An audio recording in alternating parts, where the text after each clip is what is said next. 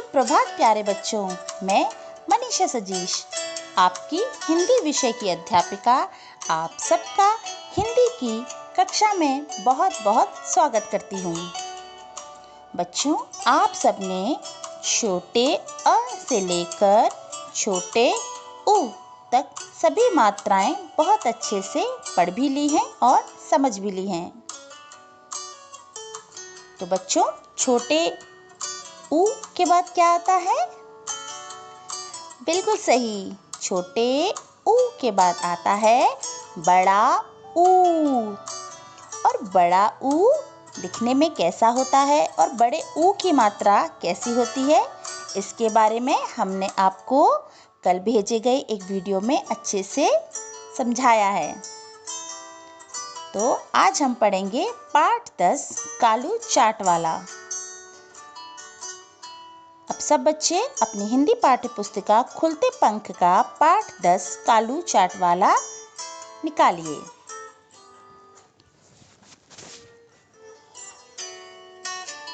तो बच्चों, पाठ पढ़ना शुरू करते हैं।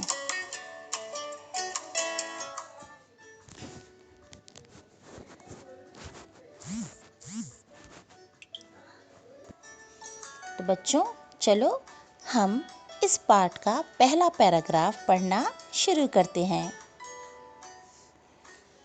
सब बच्चे अपना फिंगर जहाँ एक लिखा है, इस पैराग्राफ का जो पहला शब्द है एक, सब बच्चे वहाँ अपना फिंगर रखें। एक था भालू। ला में आप देख रहे हैं बड़े ऊ की मात्रा लगी है। एक था भालू। भालू के बाद क्या लगा है? बिल्कुल सही, विराम।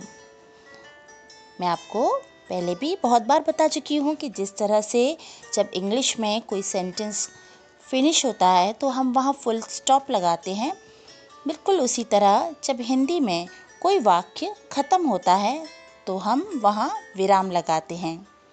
चलिए आगे पढ़ते हैं। नाम था कालू। ला पर बड़े ऊ की मात्रा, तो ला क्या बन गया? लू। कालू। कालू की थी एक दुकान। बच्चों, डा पर कौन से ऊ की मात्रा है? हाँ, छोटे ऊ की। तो हम कैसे पढ़ेंगे? दो। कालू की थी एक दुकान। दुकान का नाम था कालू चाट वाला। कुर्ता और जूता पहनकर कालू दुकान पर जाता। वह फल काटकर चाट बनाता। अब आगे पढ़ते हैं।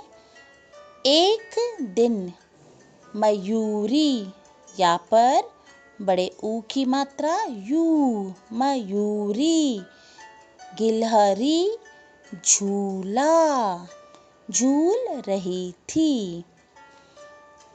तभी सरजू चूहा और नुपुर चूहिया दुकान पर गए। मयूरी भी साथ साथ चल पड़ी। चलिए अब हम आगे पढ़ते हैं।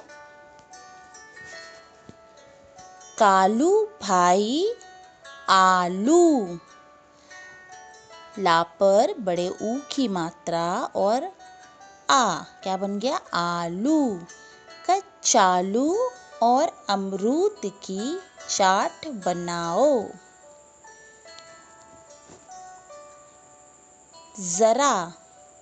बच्चों, मैंने आपको बताया था ना कि अगर जा के नीचे एक छोटी सी बिंदी लगी है तो जा क्या बन जाएगा? ज। क्या बन जाएगा? ज। जरा। जरा नहीं बोलेंगे, हम क्या बोलेंगे? जरा। जरा बढ़िया चाट बनाना। तरबूज, बा, बा के नीचे कौन से ऊ की मात्रा है? बड़े ऊ की। तरबूज और खरबूजा भी डालना, जरूर जरूर। वह कालू भाई, चाट बड़ी चटपटी थी, मज़ा आ गया। तो बच्चों, हमने इस पाठ के माध्यम से बड़े ऊ की मात्रा के बहुत सारे शब्दों को पढ़ा।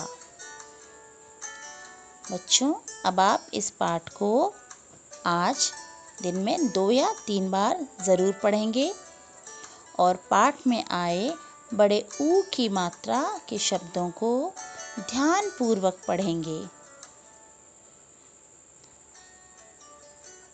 धन्यवाद। आपका दिन शुभ हो।